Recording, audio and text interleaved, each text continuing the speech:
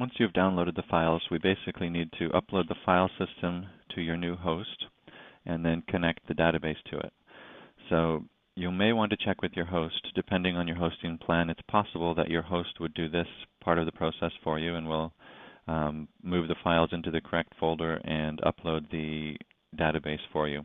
If not, find the files that you've downloaded on your computer, wherever you downloaded them to, and typically you will not need to unzip the database file, but for regular FTP uploads, you'll have to open up or unzip the file system. So we're going to double-click on that on this Mac to unzip it, unarchive it.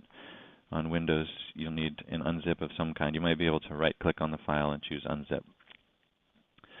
Now that will leave you with a folder containing all of the files for the file system. So click into that folder so you see all of the files and open up an FTP client program. In this case, I'm using CyberDuck, which is now available for Windows and Mac as well. At this point, we'll need to connect to your host. So open a connection to the server. In this case, if you've set up your hosting, you should be able to type in your host name or your domain name here, and your username and password, which you should have received from your host as well. Type them in here.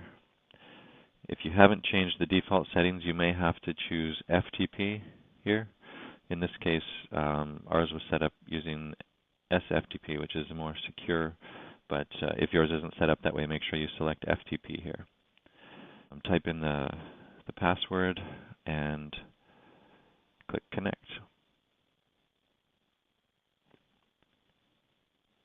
In this case, since it's a secure connection, it's asking me whether it should save the host name. Yours may not ask that if you're using regular FTP. At this point, you'll get a list of all of the directories that are within your account. Double-click on the directory, which is the root directory of your website. Some hosts, such as DreamHost, will give you the directory name as the domain name. Some hosts will have a file called public_HTML. Some may be just called public.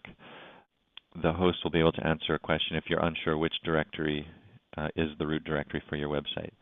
So in this case, there's a few default files that are installed here. I'm just going to clear those out because we don't need those.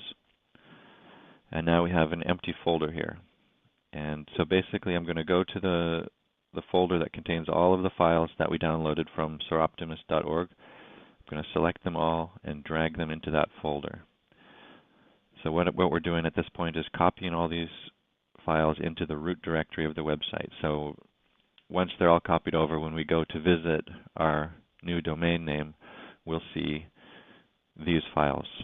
Now at this point, it still won't be connected to the database, which is the final step in order to get the default template running.